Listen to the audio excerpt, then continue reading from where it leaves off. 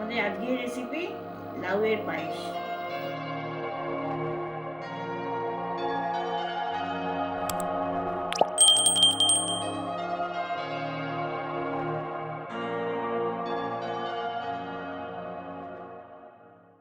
লাউয়ের পায়েস করার জন্যে আমি একটা কচি লাউ নিয়েছি আধখানা। মাঝখানে বীজগুলো প্রায় দেখাই যাচ্ছে না, খুবই ছোট ছোট, বড় হয়নি একদম। এটা দেখা যাচ্ছে এটা খুবই কচি লাউ। এরকম কচি লাউটা নিতে হবে, আর ভালো করে ধুয়েও নিয়েছি। আর এটা খোসাটা ছাড়িয়ে নিতে হবে। আর এই মাঝে যে এই নরম পোর্শনটা রয়েছে বীজের, এই পোর্শনটা কেটে বাদ দিয়ে দিতে হবে। আমি সেই কাজটাই এখন করে নিচ্ছি। সেটা বাদ দিয়ে দিয়েছি, এবার মাঝখানের এই জিনিসটা বাদ দিয়ে দেবো।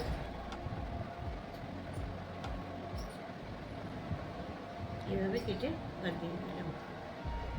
এবার আমি এইগুলোকে গ্রেট করে নেবো। এরকম শক্ত অংশটা দিয়ে এগুলোকে গ্রেটারের সাহায্যে এটা গ্রেট করে নিচ্ছি। গ্রেটারের সাহায্যে এইগুলো গ্রেট করে নিয়েছি। এরকম হয়েছে জিনিসটা। লাউয়েতে প্রচুর জল আছে, এর রসটা অনেক বেশি। এই রসটা শুধু পায়েস করলে পরে পায়েসের স্বাদটা ভালো হয় না। তাই জন্য এটাকে এইভাবে নিংড়ে রসটা ফেলে দিতে হয়। এইভাবে নিংড়ানো যায়। আর আমি একটা সাদা কাপড়, পরিষ্কার কাপড় নিয়েছি, এটাকে ভিজিয়ে নিয়েছি। ভিজিয়ে নিয়ে আমি এইগুলো এতে দিয়ে নিংড়ে নিচ্ছি।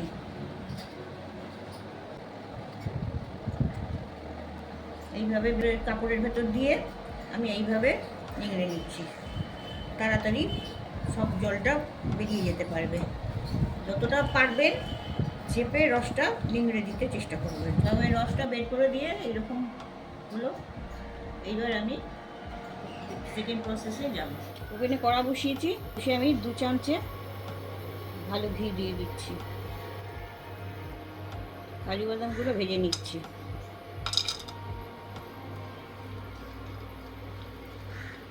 কিশমিশগুলো দিয়ে দিচ্ছি।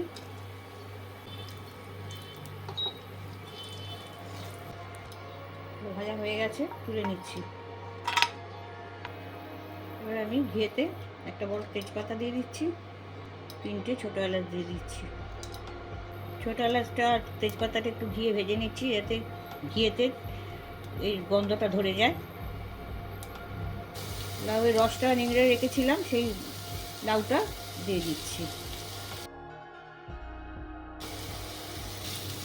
আর মনে রাখবেন এই লাউটা ঘিয়েতেই ভাজতে হবে।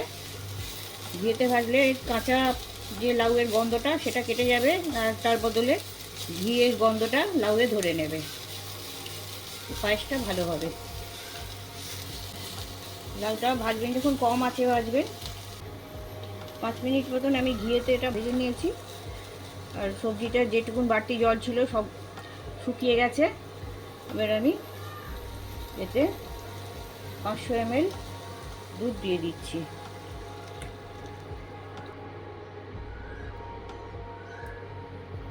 দুধ একটু ফোটাবো। দুধটা ঘন করতে বসিয়েছি, আর সেই ফাঁকে আমি কাপ জলে 5 চামচ গুঁড়ো দুধ গুলে নিচ্ছি।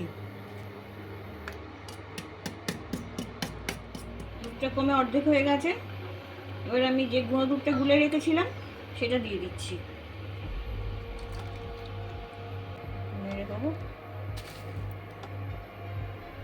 দুধটা ক্রমশ ঘন হয়ে আসছে। এবার একটু ভালো করে নাড়তে হবে তলা থেকে, যাতে তলাটা লেগে না যায়। এবার আমি এখানে কাজু কিশমিশটা দিয়ে দিচ্ছি।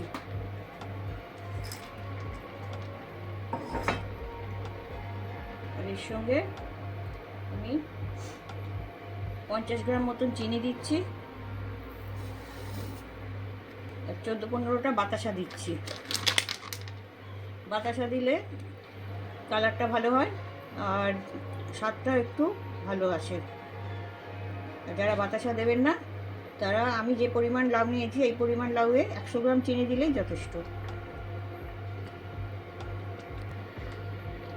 দুধটা ক্রমশ ঘন হয়ে আসছে, তাই জন্য আমি একটা অনবরত নাড়তে থাকছি, যাতে তলাটা লেগে না যায়।